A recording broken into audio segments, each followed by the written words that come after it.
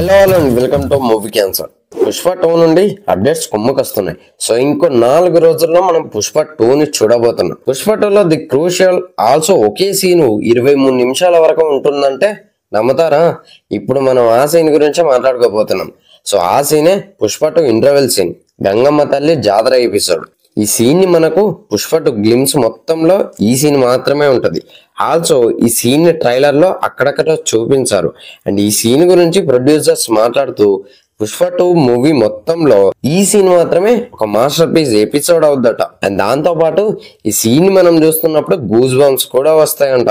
ప్రస్తుతం ఉన్న రూమర్స్ ప్రకారం ఈ ఒక్క ఎపిసోడ్ కోసం కొన్ని కోట్లే ఖర్చు పెట్టారంట.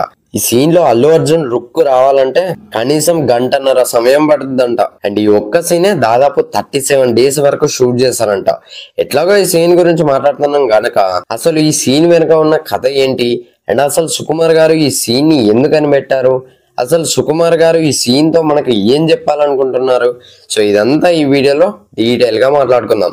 వీడియోలోకి వెళ్లే ముందు మీకు ఒక చిన్న రిక్వెస్ట్, మన ఛానల్ ని ఇప్పటి వరకు ఎవరైనా సబ్స్క్రైబ్ చేయకపోతే చేసేయండి. అలాగే ఈ వీడియో నచ్చితే లైక్ కూడా చేయండి. ఇక ఈ సీన్ బ్యాక్ స్టోరీ విషయానికి వస్తే, పూర్వం శ్రీకృష్ణుడు జన్మించినప్పుడు ఆయన పుట్టుక ధర్మాన్ని రక్షించడం, అంటే అధర్మాన్ని అంతం చేయడం. ఆయనతో పాటు కొంతమంది దేవతలు అండ్ దేవుళ్ళు కూడా పుట్టారు. లైక్ ఆదిశేషుడు బలరాముడిగా, లక్ష్మీదేవి ఇలా కొంతమంది పుట్టారు. అలాగే తిరుపతికి దగ్గరలో ఒక ఊరుండేది. ఆ కాలాన తిరుపతిని రక్షించేందుకు కొంతమంది పాలగాళ్ళు ఉండేవారు. పాలగాళ్ళు అంటే ఎవరో కాదు, వాళ్ళు ఎవరో తెలియకపోతే హనుమాన్ మూవీ చూడండి, ఆ మూవీ చూసిన వారికి అర్థమవుద్ది. బందీపోట్ల నుండి రక్షించేవారు అన్నమాట. సో వాళ్ళ వంశానికి చెందిన వాళ్ళలో ఒక పాలగాడు కామాంధుడు. వాడికి ఏ అమ్మాయిని చూసినా ఆఖరి ఎవరైనా సరే వాళ్ళని తప్పకుండా అనుభవించేవాడు. తిరుపతికి దగ్గరలో ఉన్న ఆ ఊరిలో గంగమ్మ పుడుతుంది. తను పెరిగి పెద్ద అవుతుంది. ఆ పాలగాడి కన్ను గంగమ్మపై పడుతుంది.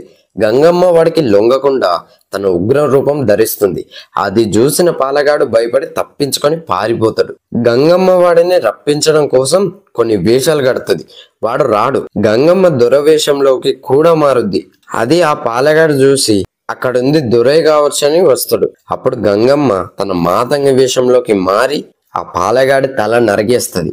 సో ఇది గంగమ్మ మాతంగి వేషం స్టోరీ అన్నమాట. మరి దీనికి పుష్పకి ఏంటి లింక్ అని మనం అనుకోవచ్చు. వస్తున్నా అక్కడికే వస్తున్నా. ఇక్కడ సుకుమార్ గారు చాలా తెలివిగా ప్లాన్ చేశారు. హోల్ పుష్ప స్టోరీలో హీరో ఎవరైనా ఉన్నారా అంటే అది పుష్పనే.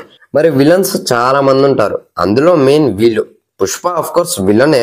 బన్వర్ సింగ్ షికావత్, మంగళం శ్రీను, కొండారెడ్డి, మూగిలేస, జక్కారెడ్డి, జాల్రెడ్డి. ఆల్సో ఒక కొత్త విలన్ ని కూడా ఇంట్రొడ్యూస్ చేశారు. ఇదాన్ని గుర్తుపెట్టుకోండి, తర్వాత మాట్లాడుకుందాం. నా గెస్ కరెక్ట్ అయితే ఈ జాతర ఎపిసోడ్ లో వీళ్ళలో ఎవరిదో ఒక తల ఖచ్చితంగా లేస్తుంది. ఆ తల అదే ఆ వ్యక్తి వీళ్ళలో ఒకడు రేపిస్ట్ అండ్ కామిక్స్ట్ అయి ఉండాలి. అకార్డింగ్ టు పుష్ప 1 హోల్ మూవీలో మనకు అలా కనిపించేది ఒక్కడే, అతనే జాల్రెడ్డి. తనని ఓన్లీ శ్రీవల్లిని బాధ పెట్టినందుకే తనని ఇలా చూపించలేదు. స్టార్టింగ్ తన క్యారెక్టర్ ఇంట్రొడక్షన్ నుండి చెప్పేశారు, ఆడగాలి తలగందే వీడికి ఊపిరాడదని చెప్పి. నాకు తెలిసి జాతర సీన్ లో లేచే తల డెఫినెట్ గా జాల్రెడ్డిదే. ఆల్సో ఈ వ్యక్తులకు పుష్ప అండ్ మిగతా వాళ్ళంతా అవమానించుండాలి అరగుండు రూపంలో. బట్ ఇతను చావడు. క్లైమాక్స్ లో పుష్ప మీద రివెంజ్ తీసుకోవడానికి ఖచ్చితంగా వస్తాడు. అందుకనే పుష్పకి క్లైమాక్స్ లో చీర కట్టి తనని కొడుతూ ఉంటారు. అండ్ శ్రీవల్లి కూడా ఇక్కడే ఉంటది. శ్రీవల్లిని పుష్ప సేవ్ చేసినట్టుగా చూపించారు. సో మరి ఎందుకు సేవ్ చేశాడో మనం మూవీలో చూడాలి. సో ఇది ఈ జాతర ఎపిసోడ్ సీన్ వెనుకున్న అసలు కథ. మరి ఈ స్టోరీ మీకు ఎలా అనిపించిందో కింద కమెంట్ చేయండి. అలాగే ఇలాంటి ఇంట్రెస్టింగ్ వీడియోస్ కోసం మన ఛానల్ తప్పకుండా సబ్స్క్రైబ్ చేయండి. వీడియో నచ్చితే లైక్ కూడా చేయండి. Thanks for watching. By by.